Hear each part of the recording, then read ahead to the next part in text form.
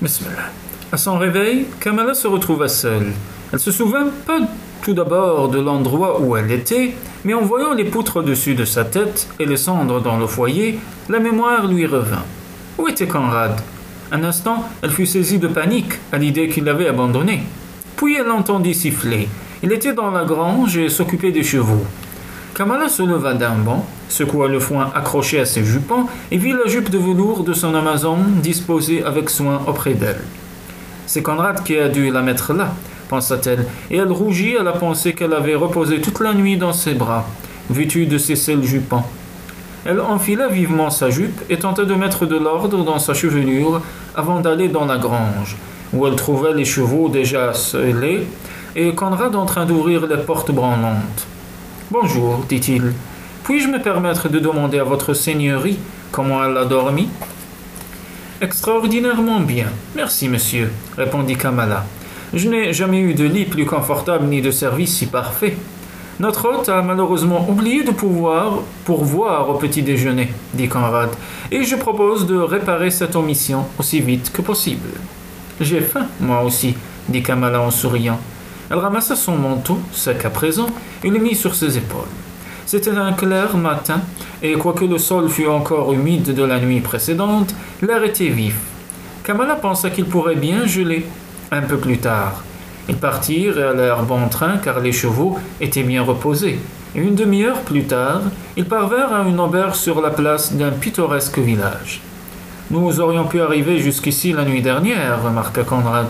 « Ce n'était pas la peine de courir ce risque, répondit Kamala. Et après tout, nous n'avons pas à nous plaindre. Personnellement, j'ai passé une excellente nuit. Moi aussi. Elle la regarda en disant ces mots, et bien que ce regard se voulût discret, Kamala se sentit soudain confuse. Elle avait la sensation qu'il se souvenait à quel point ils avaient été proches. Elle ne s'était jamais trouvée auparavant dans les bras d'un homme. Mais Conrad ne l'avait pas effrayée. Il n'aurait pu être plus doux. « Je voudrais vous remercier, dit-elle impulsivement. « De quoi ?» demanda-t-il. Puis il comprit et ajouta « Il n'y a rien dont vous deviez me remercier. Vous vous êtes montrée raisonnable et courageuse. » Ils purent enfin se rafraîchir. Conrad se rasa et tous deux prirent un copieux petit déjeuner avant de repartir vers la côte. Les chevaux allaient bon train et lorsqu'ils s'arrêtèrent enfin pour passer la nuit, Kamala sut que dès le jour suivant, ils atteindraient Southampton. Cette nuit-là, quand elle se retira et s'étendit sur un petit lit très dur, elle se sentit profondément déprimée. Il lui restait si peu de temps à passer avec Conrad. Elle avait peine à imaginer que le surlendemain, elle devrait continuer sa route sans lui, et qu'ils ne se reverraient jamais. Elle ne s'était jamais rendu compte jusque-là combien il était bon d'être aux côtés d'un homme, de le laisser prendre des décisions, de se sentir en sécurité. De plus, elle n'avait jamais connu une telle camaraderie. Ils avaient tant de sujets de conversation. Ils discutaient, étaient quelquefois d'un avis différent, puis finissaient par s'accorder sur des sujets auxquels elle n'eût jamais cru qu'un homme puisse s'intéresser. Elle avait été surprise de la grande culture de Conrad, qui avait beaucoup lu, et de sa parfaite éducation. Elle avait toujours cru les marins uniquement préoccupés par des choses pratiques, et elle ne pensait pas qu'ils puissent le moins du monde s'intéresser à la littérature ou aux sujets relativement particuliers qui avaient fait des délices de son père et sur lesquels elle possédait des connaissances très étendues. Conrad ne s'était pas contenté de visiter des pays éloignés. Il avait étudié leur population et leur régime politique, il avait compris leurs ambitions et leurs difficultés. Dans tous les pays du monde, les gens ordinaires ont les mêmes problèmes, remarqua-t-il. Comment survivre, trouver du travail, se nourrir convenablement. Et pour les autres, interrogea Kamala, tous les plaisirs que l'argent peut acheter, confort et demoiselles. Il parlait avec amertume. Doit-on être riche pour jouir de la vie? Demanda Kamala. Pendant un instant, il se tut, puis il dit d'un ton différent, c'est une question pertinente, Kamala, qui demande réflexion et non une réponse hâtive. Non, l'argent ne donne pas le bonheur, celui que procure la vie, les plaisirs authentiques. Il ne donne que des joies superficielles. Il fit une pause et continua. Il y a toujours le soleil, la beauté et naturellement l'amour pour ceux qui n'en tiennent pas uniquement au plaisir matériel. Il n'en dit pas davantage. Kamala brûlait de lui demander s'il avait trouvé l'amour et ce que cela avait signifié pour lui. Mais elle pensa qu'il la trouverait curieuse et même impertinente. Pour Kamala, les heures passaient trop vite. Quand ils arrivèrent aux abords de Southampton, elle se sentit le cœur lourd et déprimé jusqu'aux larmes. Ils allaient se séparer le lendemain. Le reverrai-je jamais se demandait-elle. Elle se rendait compte que tandis qu'il parlait à bâton rompu de choses et d'autres, il lui avait confié très peu sur lui-même. Tout ce qu'elle savait, c'est qu'il était marin et que lorsqu'il l'aurait embarqué sain et sauf sur le vapeur, elle trouverait un bateau et partirait vers de nouveaux horizons. Elle faillit, poussée par un élan irréfléchi, lui demander de l'emmener avec lui. D'ailleurs, elle savait que même si elle ne faisait que suggérer pareille chose, non seulement il refuserait, mais insisterait probablement pour la renvoyer chez son oncle. Elle se disait avec logique qu'il ne pouvait rien faire, d'autant étant donné les circonstances. Elle n'était qu'une étrangère que le seul hasard avait placée sur sa route. Il l'avait escortée jusqu'à Southampton, où il se rendait lui-même, et lui était reconnaissant de l'avoir soignée jusqu'à la guérison complète. En fait, Conrad était pratiquement guéri de son accident. Son épaule le faisait encore un peu souffrir, mais la douleur diminuait chaque jour, et à en juger par son appétit, il n'y avait plus à se tracasser à son sujet. « Je connais une petite auberge propre et convenable où j'ai déjà séjourné, » dit-il à Kamala, juste avant d'atteindre Southampton. Ils s'y dirigèrent, elle était non loin du quai, et lorsque Kamala regarda la mer, grise en cette fin d'après-midi, elle sentit un frisson d'appréhension la parcourir. À la pensée que le lendemain elle traverserait la Manche, laissant derrière elle tout ce qui lui était familier. « Qu'est-ce qui m'attend » se demandait-elle. « Quels ennuis, quelles difficultés, saurais-je jamais me débrouiller seule ?» Elle éprouvait quelque réconfort à la pensée qu'elle aurait un peu d'argent, même si Conrad n'arrivait pas à obtenir 70 livres de Lolo, ce qu'elle retirerait de sa vente, ajoutée à ce qu'elle possédait déjà, la mettrait à l'abri du besoin jusqu'à ce qu'elle ait trouvé du travail. Au Havre, je m'adresserai à plusieurs écoles et tâcherai de savoir si l'on a besoin d'une institutrice. Elle parlait couramment le français et le lisait sans la moindre difficulté. Elle était heureuse de connaître si bien la littérature française et reconnaissante à son père d'avoir tant insisté pour qu'elle connaisse bien la grammaire. « Vous voilà bien sérieuse, dit Conrad, lorsqu'il entra dans le petit salon du tambour de Drake, et elle la trouva assise, les yeux fixés sur le feu. « Je vous attendais, dit vivement Kamala. Je me suis renseigné au sujet de la vente des chevaux. L'hôte connaît un marchand qui nous en donnera un prix honnête. Il l'a envoyé chercher, lui demandant de venir aussi vite que possible. » « Et le vapeur » balbutia Kamala. « Il effectue la traversée chaque jour à midi, » répondit Conrad. « Naturellement, il ne part pas si la mer est démontée. Il nous faut donc attendre demain matin pour être sûr que vous pourrez embarquer. »« Nous pouvons même nous rendre compte de l'état de la mer en regardant par la fenêtre, » murmura-t-elle. Il s'assit de l'autre côté de la cheminée. « Tout ira bien. » C'était davantage une constatation qu'une question. « Oui, votre tante sait-elle que vous arrivez ? » « Non. »« Alors, comment pouvez-vous être certaine qu'elle sera là ? Vous m'avez dit de ne pas l'avoir vue depuis quelque temps. »« Mon père avait des lettres d'elle, » répondit Kamala. Elle n'osait regarder Conrad.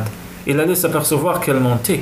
« Cela doit remonter à plus de 3 ans, puisque vos parents se sont noyés en 1836. »« Oui. N'est-il pas un peu hasardeux de partir pour le Havre sans être tout à fait certaine que votre tante y vit toujours ? Je suis sûr que tout ira bien. » Conrad faillit dire quelque chose puis se ravisa. Kamala crut voir, à moins qu'elle ne se trompât, qu'il tendait la main vers elle puis brusquement il se leva. « Je vais faire un tour jusqu'au port et voir ce qu'il y a comme bateau, » dit-il sèchement. « Je ne serai pas lent. Notre hôte dit qu'il ne sera pas en mesure de nous servir le souper avant 1 heure au moins. » Il avait quitté la pièce avant d'attendre de réponse. « Je n'ai pas faim du tout, » pensa misérablement Kamala. Au bout d'un moment, elle monta dans sa chambre pour troquer son Amazone contre la seule robe qu'elle possédât. Tout en s'habillant, elle souhaita soudain avoir une plus jolie toilette pour cette ultime soirée. Quelque chose de très beau. Une robe du soir, de tulle bleue, avec une ample jupe et un grand décolleté qui révélerait son cou et le haut de ses blanches épaules. Conrad ne l'avait jamais vue ainsi. L'admirait-il ? La trouverait-il jolie ou même belle ? Elle avait toutefois porté une toilette bleue qui, elle le savait, rehaussait sa beauté.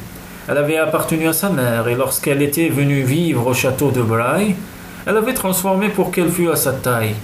Elle l'avait mise un soir pour le dîner, heureuse car cela lui rappelait des jours de tendresse. La jupe ample et les courtes manches bouffantes, ornées de dentelles et de nœuds de velours rose, lui donnaient un aspect romantique, celui d'une princesse de conte de fées. « Pourquoi êtes-vous harnaché comme un cheval de cirque ?» La grosse voix de son oncle la ramena sur terre. « Mais c'est une robe de maman, oncle Marc. Évidemment, tout ce qui était frivole plaisait à votre mère. » Il parlait d'un ton insultant. « Comment oser ?» Kamala se mordit les lèvres, retenant les mots cinglants qu'elle aurait voulu lui lancer. Elle savait que son oncle la provoquait délibérément. « Vous voulez dire quelque chose ?»« Non, oncle Marc. » Seul le silence lui épargnerait d'être battu pour impertinence. « Alors, allez immédiatement vous changer. Je vais donner des ordres pour que l'on brûle cette robe. » Kamala le regarda un instant, les yeux étincelants de colère. Comme il ne bougeait pas, dans l'expectative, un sourire cruel errant sur ses lèvres, elle fit demi-tour. Il la haïssait parce qu'elle était jolie. Il savait que s'il pouvait par la violence la réduire à une apparente soumission, il y avait en elle une étincelle d'orgueil, d'indépendance dont il ne viendrait jamais à bout. Conrad était différent, totalement différent. Kamala se donna beaucoup de peine pour se coiffer joliment et pourtant, lorsqu'elle descendit enfin, elle était insatisfaite. Elle voulait qu'il se souvienne d'elle, elle voulait qu'il pensât à elle quand elle serait loin de lui. Mais pouvait-elle seulement l'espérer alors qu'il partait lui-même pour de nouvelles aventures? Elle avait le sentiment que plus jamais elle ne serait aussi heureuse qu'elle l'avait été ces derniers jours. Peut-être ne connaîtrait-elle plus jamais un bonheur tel que celui qu'elle avait savouré la nuit où il l'avait tenue dans ses bras.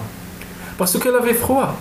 Ils avaient dévoré des pommes de terre dans une cabane croulante, et cela avait été une insolite et délicieuse expérience. Lentement, Kamala descendit l'étroit escalier de chêne et entra dans le salon. Elle pensait y trouver Conrad, mais la pièce était vide. C'est avec un sentiment de solitude disproportionné à la situation qu'elle s'assit de nouveau devant le feu. Puis son cœur sauta dans sa poitrine en entendant la voix de Conrad dans le couloir. Il entra dans la pièce en notant son par-dessus. « Il fait un froid de canard, dit-il. Je ne serais pas surpris que nous ayons de la gelée blanche. Avez-vous trouvé un bateau ?» Elle parlait d'une voix altérée. « J'en ai trouvé plusieurs, répondit-il. Ne vous tracassez pas pour moi, Kamala.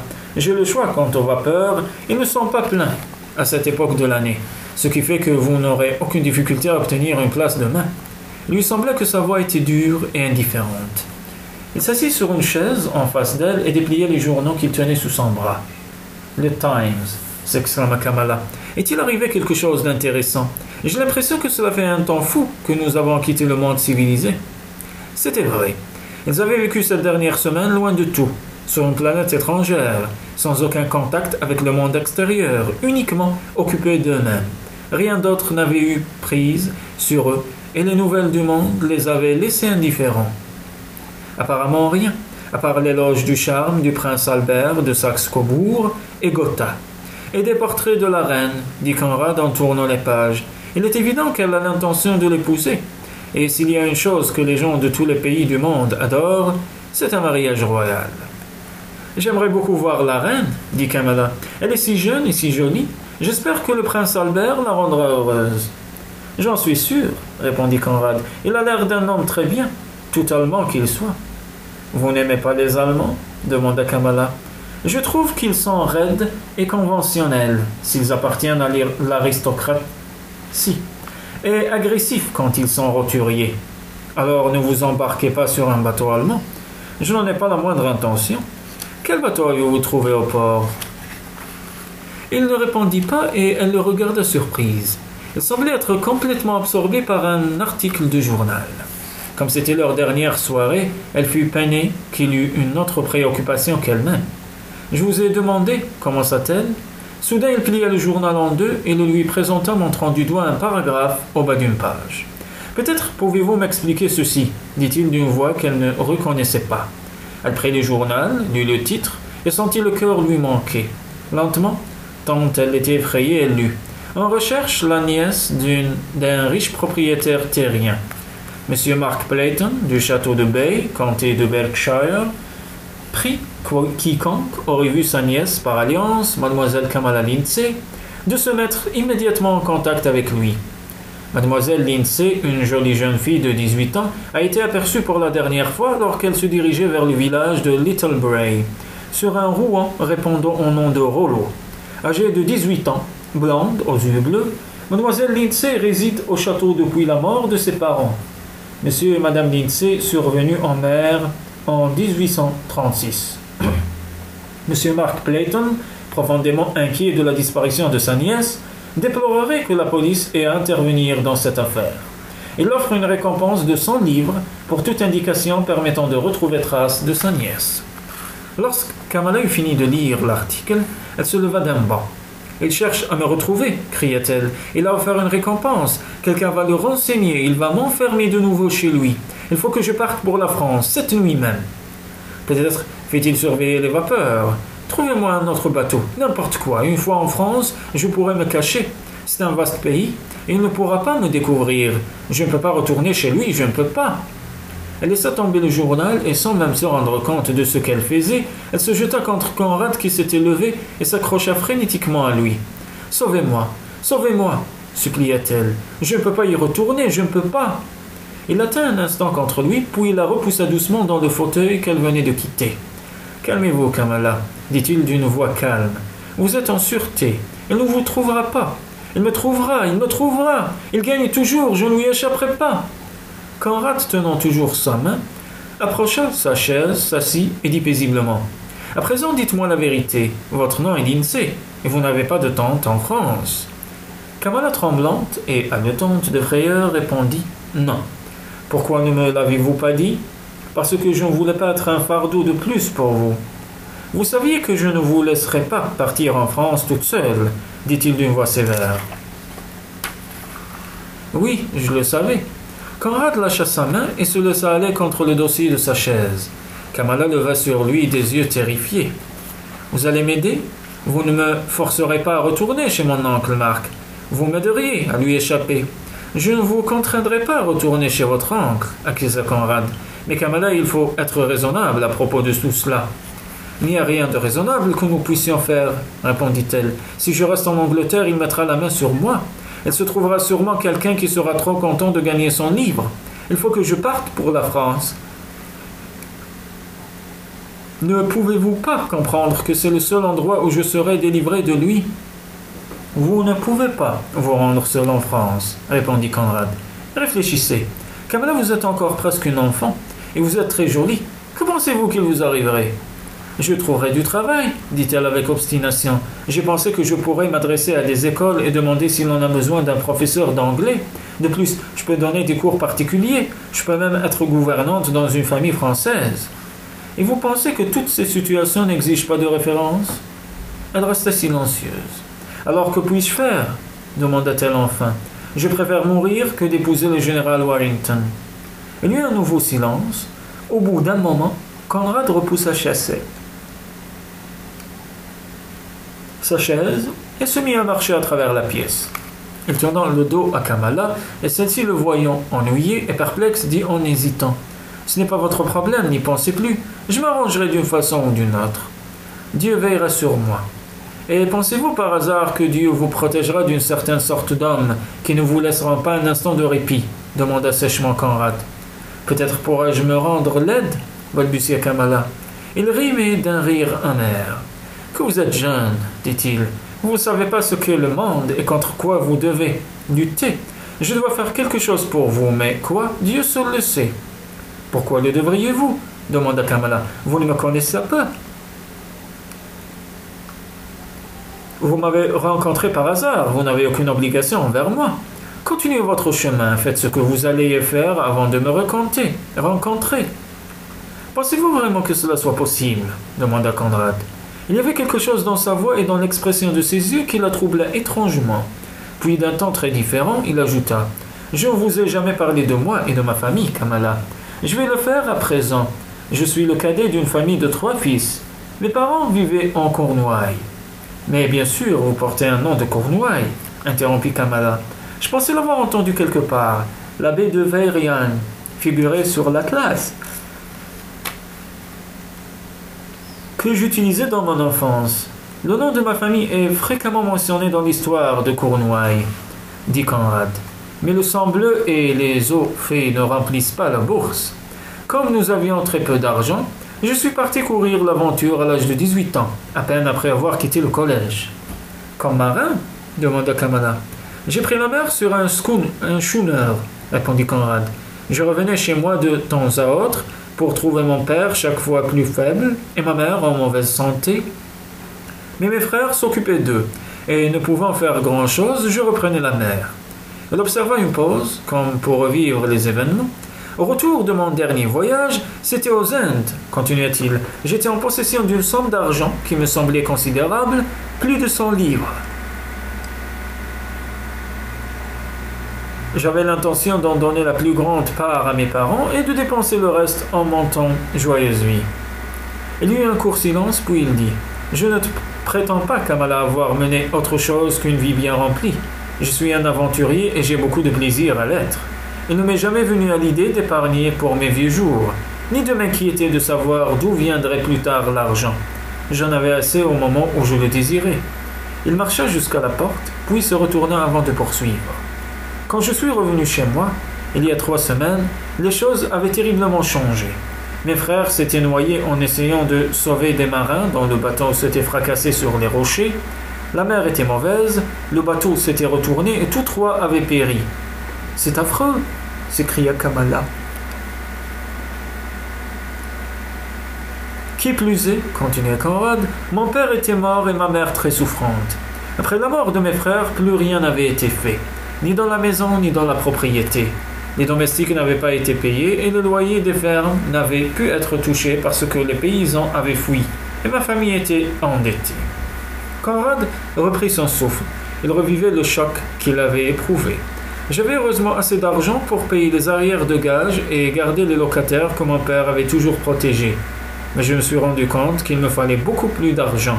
Et très vite, la vie de ma mère tenait à un fil, et on devait lui dispenser des soins constants. Si bien que vous vous rendez à Southampton pour trouver un bateau.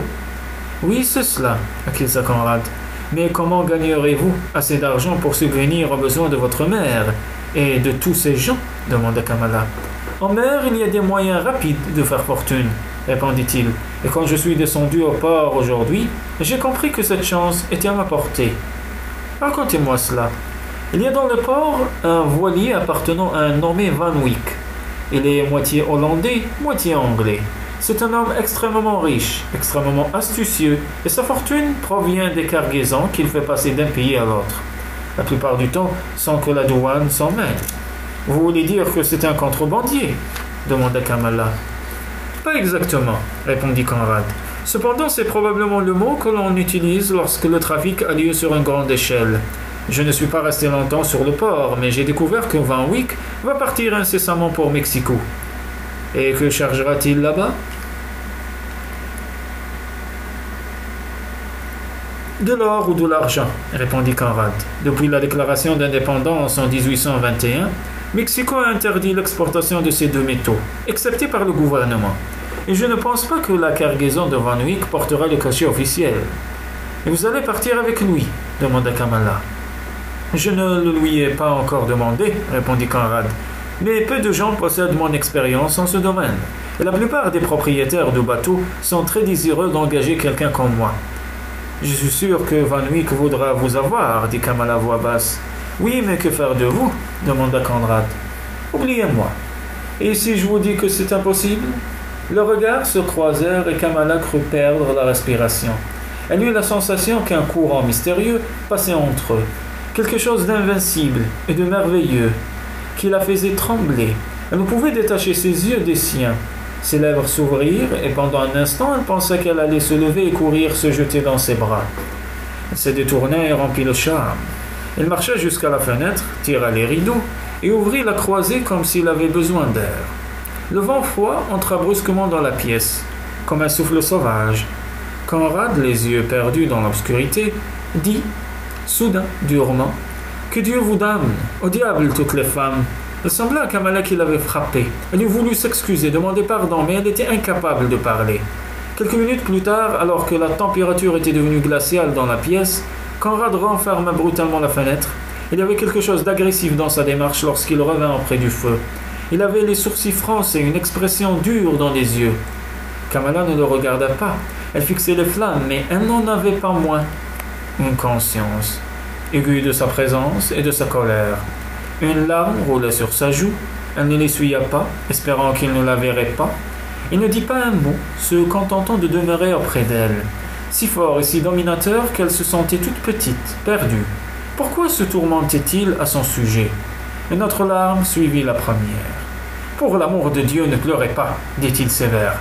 S'il y a une chose que je ne peux pas supporter, c'est bien une femme en larmes. Je ne pleure pas, murmura Kamala.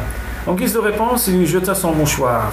Elle le prit et, se rendant compte que l'irritation de Conrad allait lui faire perdre tout contrôle d'elle-même, elle se leva brusquement. « Excusez-moi, murmura-t-elle, et elle sortit en courant de la pièce. Une fois dans sa chambre, elle lutta contre une irrésistible envie de se jeter sur le lit et d'éclater en sanglots. Au lieu d'y céder, elle se lava le visage à l'eau froide. « Je suis fatiguée et j'ai faim, pensa-t-elle. Voilà ce qui ne va pas, il ne faut pas que je gâche notre dernière soirée. » Le fait que ce fût leur dernière soirée lui déchirait le cœur. Mais elle se contraignit à descendre avec quelques appréhensions. Elle avait peur qu'il soit encore en colère. Lorsqu'elle entra dans le salon, l'hôte était justement en train d'apporter le dîner. Ce qui lui évitait de se sentir gêné. Bien que Conrad ne fît aucun commentaire, elle eut le sentiment qu'il avait honte de son propre accès de mauvaise humeur. Au cours du dîner servi par l'hôte et sa fille, ils tinrent des propos décousus, sur des sujets sans importance. La jeune aubergiste jetait à Conrad des regards admiratifs, bien que ce dernier semblât ne pas s'apercevoir de sa présence. Conrad possède cette indéfinissable qualité de n'être indifférent à personne. Père l'avait également pensé, Kamala. Cela n'avait rien à voir avec la fortune ou le fait de posséder des vêtements impeccables. Tout cela, Mark Playton le possédait en abondance et demeurait pourtant un homme sans intérêt, sans rayonnement. Les femmes seront toujours attirées par Conrad, pensait Kamala. Il est beau et possède tant de personnalité qu'il ne peut passer inaperçu en aucune compagnie, si choisie qu'elle soit.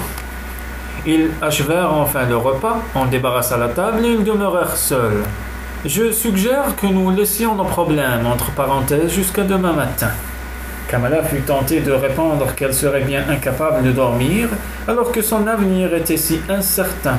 Mais elle craignit de l'ennuyer. Oui, naturellement, peut-être trouvons-nous une solution dans nos rêves. « Mes rêves ne me sont généralement d'aucun secours, dit sèchement Conrad. Parce qu'il semblait s'y attendre, Kamala se leva, mais elle ne souhaitait pas le quitter. C'était leur dernière soirée et elle était au désespoir d'aller se coucher sans s'être vraiment réconciliée avec lui. « Bonne nuit, Kamala. » Sa voix était neutre, dépourvue de la chaleur et de la bonté auxquelles elle s'était habituée. « Bonne nuit. » Elle marqua un arrêt. Elle eût aimé lui dire une fois de plus combien elle était désolée de lui être un fardeau, mais avant qu'elle eût pu prononcer un mot, l'aubergiste entra dans la pièce. « Le maquignon est arrivé, monsieur. Il examine les chevaux. »« Je vais aux écuries, » répondit Conrad. « Bonne nuit, Kamala. » Il n'y avait rien à ajouter, pensa-t-elle avec désespoir. Elle se dirigea vers le couloir et elle monta l'escalier. Une fois dans sa chambre, elle considéra en frissonnant le lit étroit, le tapis usé, le mobilier bon marché. Elle savait qu'elle ne pouvait pas s'imposer plus longtemps à Conrad. Il lui avait dit qu'il avait déjà séjourné dans cette auberge, sans doute parce qu'il ne pouvait s'offrir mieux. Il lui fallait aider sa mère, ses paysans, ses serviteurs. Comment aurait-elle l'impudence d'aggraver ses responsabilités et peut-être de l'empêcher de se rendre à Mexico? Kamala se décida. Il n'y avait aucune autre solution. Lentement mais délibérément, elle se força à revêtir son amazone. Elle était plus chaude que sa robe et de toute façon trop encombrante. Elle serra dans son châle le peu de choses qu'elle possédait, y compris sa robe, en fit un ballot qu'elle déposa sur le lit. Puis elle attendit. 1 heure s'était écoulée lorsqu'elle entendit Conrad monter l'escalier. Il fit une courte pause sur le palier juste devant sa porte, et elle retint son souffle. Mais il dut penser qu'elle dormait car, après 1 seconde ou 2, elle se dirigea vers sa chambre. Elle l'entendit aller et venir et pensa qu'il était en train de se déshabiller. « Au revoir, chuchota-t-elle.